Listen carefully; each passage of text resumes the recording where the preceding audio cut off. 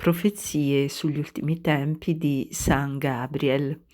Salve a tutti carissimi, oggi voglio parlarvi del monaco gregoriano Gabriele, che è nato a Tbilisi, nel 1929, noto perché, era capace di leggere nei cuori delle persone, di prevedere il futuro, di guarire attraverso le sue preghiere. E tutti coloro che si recavano da lui ricevevano sempre amore e consolazione.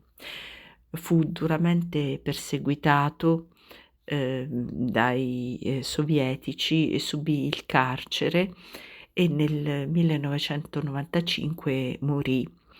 Il suo corpo si trova riposa nel convento di San Tavro, dove in un piccolo vaso è tuttora devotamente, conservato il sangue miracoloso di padre Gabriel, che non si è coagulato e, misteriosamente rimane così in uno stato, sciolto, liquefatto.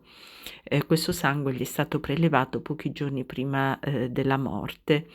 Padre Gabriel, nel 2012, per decisione del Santo Sinodo della Chiesa Ortodossa Gregoriana, è stato canonizzato come monaco santo e gli ha fornito tutta una serie di consigli spirituali e ha formulato molte profezie su ciò che gli uomini a breve, avrebbero dovuto affrontare nei tempi ultimi.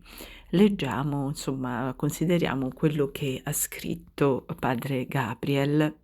Negli ultimi tempi i sostenitori dell'Anticristo andranno in giro svestiti, i cristiani invece saranno vestiti decentemente. Da come si veste una persona appare evidente anche la sua condizione spirituale. Negli ultimi tempi non guardate il cielo, rischierete di essere attratti dalle meraviglie che accadranno lassù e commetterete un errore e perirete. I prodotti che portano il segno dell'Anticristo non potranno farvi del male. Questo non è ancora il marchio. Bisogna recitare la preghiera Padre nostro e farci sopra il segno della croce, spruzzarli con l'acqua santa e quindi ogni cibo sarà consacrato. Satana ha diffuso 666 trappole. Il suo sigillo sarà fatto non solo in modo invisibile, ma anche visibile sulla fronte e sul braccio. Se l'impressione del sigillo è fatta con la forza, agli occhi di Dio sarà considerata come una vergine disonorata. La prova più difficile per i cristiani saranno i loro parenti che hanno accettato il sigillo. Il sigillo non avrà effetto se fatto contro la volontà di qualcuno, ma immagina la trappola tesa dall'Anticristo per una madre che è partita con 5 figli. Come dar loro da mangiare se non accettando il sigillo? In un primo momento il sigillo verrà offerto ai volontari. Tuttavia, durante l'intronizzazione dell'Anticristo, tutti saranno costretti ad accettare il sigillo e la disobbedienza sarà considerata un tradimento. Le persone fuggiranno nelle foreste. Dovrebbero essere prese precauzioni per muoversi in gruppi di circa 10-15 persone, poiché i demoni potrebbero tentare di spingere le singole persone dalle scogliere.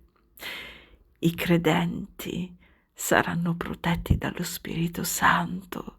Qualunque cosa accada, non perdere mai la speranza. Oh, aiutatevi a vicenda. Dio vi schiarirà la mente e saprete come reagire. Colui che persevererà sarà salvato. Nessun vero credente proverà né fame né sete. I credenti non appassiranno nel tempo dei disastri. Il Signore farà miracoli per loro. Una foglia di una pianta sarà cibo sufficiente per un mese. Anche un pezzo di terra si trasformerà in pane, facendovi sopra un segno di croce. Se ruberai, tu violerai uno dei 10 comandamenti. Chi lo farà accetterà in questo modo anche l'Anticristo. Un uomo credente avrà fiducia solo in Dio e il Signore in questi ultimi tempi farà tali prodigi per il suo popolo che una foglia d'albero basterà per un mese e la terra non si seccherà. Tu farai sopra di essa il segno della croce e lei ti darà del pane. Ecco alcuni insegnamenti fondamentali di Padre Gabriel per gli ultimi tempi, da ascoltare con grande attenzione. Un giorno Padre Gabriel era fuori dalla sua cella con lo sguardo rivolto in alto verso il suo monastero. Nelle mani aveva una bottiglia di vino piena ed un bicchiere. Mentre barcollava un po' alticcio, un gruppo di giovani passava di lì con l'intenzione di visitare quel luogo santo. Padre Gabriel si levò e si versò un bicchiere e fece un cincin, poi beve tutto d'un sorso. Continuò a fare cincin e a bere. Un giovane restò particolarmente scandalizzato e guardò all'anziano con rabbia. Mentre il gruppo stava per andare via, Padre Gabriel chiamò il giovane, che salì le scale con molta cautela. L'espressione del volto di Padre Gabriel cambiò completamente. Ritornò al suo vero io.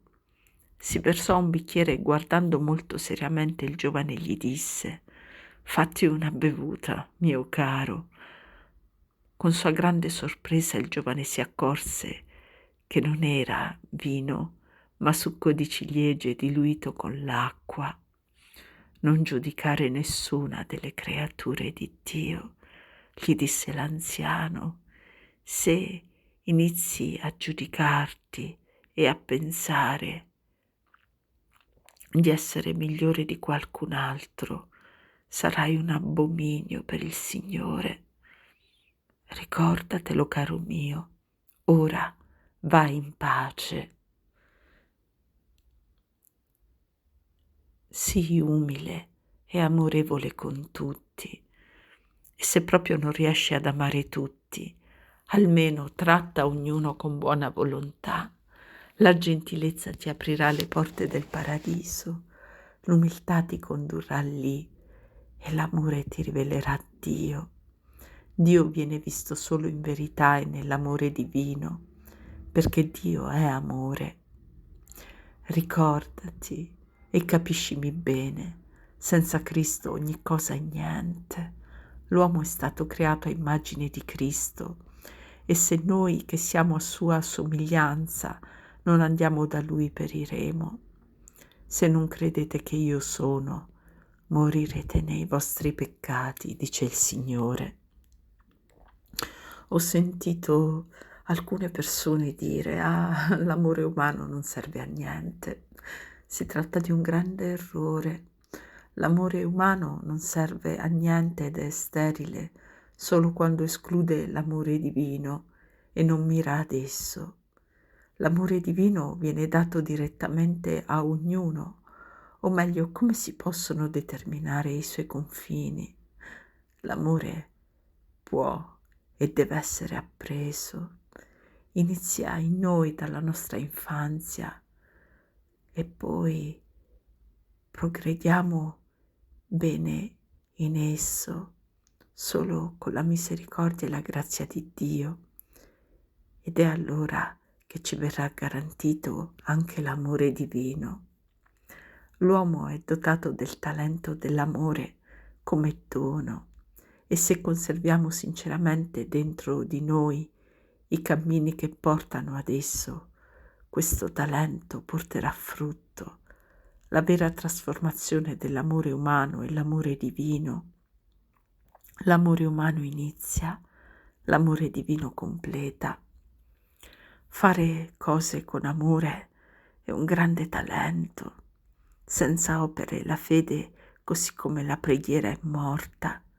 Le cose fatte con amore coprono una moltitudine di peccati.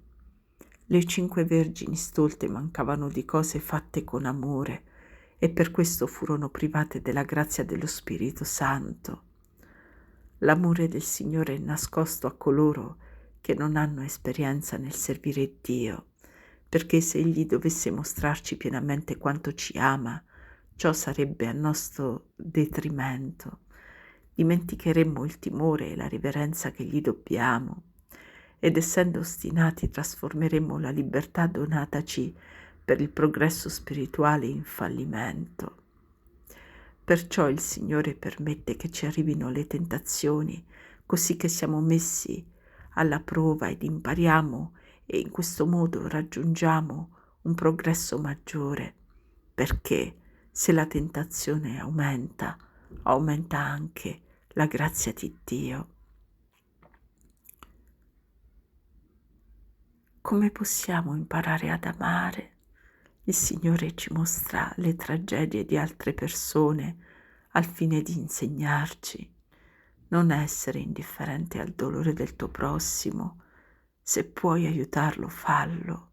Se non puoi fare nulla per aiutarlo, puoi in ogni caso avere compassione per lui. Oh, prega per lui. La preghiera fatta con amore ha grande potere. In questo noi ci esercitiamo nell'amore ed impariamo ad amare. Alcune persone dicono che l'amore abita in loro, ma non sanno neanche cos'è l'amore. E chi può capirlo? L'amore è magnanimo, benevolo è l'amore. Non è invidioso, non si vanta, non si gonfia d'orgoglio, non manca di rispetto, non cerca il proprio interesse, non si adira, non tiene conto del male ricevuto, non gode dell'ingiustizia, ma si rallegra della verità. Tutto scusa, tutto crede, tutto spera, tutto sopporta. Se hai disprezzo anche solo per una persona, sei lontano dal regno dei cieli. L'amore è la madre di tutte le virtù. Il cuore appartiene in primo luogo a colui che te l'ha dato. Questo è il grande e il primo comandamento. Sono un grande peccatore e sono molto malato. Se vede una persona che pecca anche nell'ora della sua morte, non giudicarlo. Il giudizio e la beffa sono grandi ferite per l'anima. Il Signore dice: uomo, chi sei tu per giudicare al posto mio? Perché con il giudizio con il quale giudicate sarete giudicati voi, e con la misura con la quale misurate sarà misurato a voi. Giudicare è una manifestazione della stupidità umana, mostra che colui che giudica non conosce ancora Dio o se stesso come dovrebbe.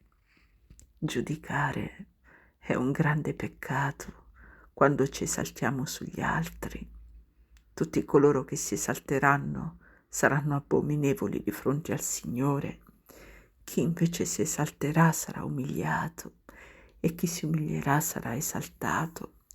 Quando giudichi gli altri, giudichi Dio.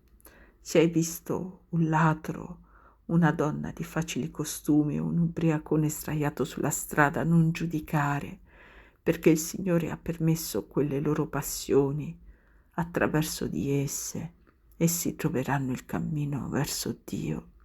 Saranno umiliati vedranno la loro impotenza, verranno al Signore e si pentiranno. E tu piaci al Signore? Significa che il Signore, nella sua grazia e misericordia, sta trattenendo le tue passioni. Sappi che se solo le lasciasse andare, cadresti nel peggiore dei peccati. E forse non riusciresti ad uscirne e periresti. Perciò sii umile e cauto. Hai visto quel tale peccare, ma hai anche visto come dopo si è pentito. Perciò non giudicare, come un filo che passa per la cruna di un ago. Così l'uomo commette lo stesso peccato che ha giudicato in altri.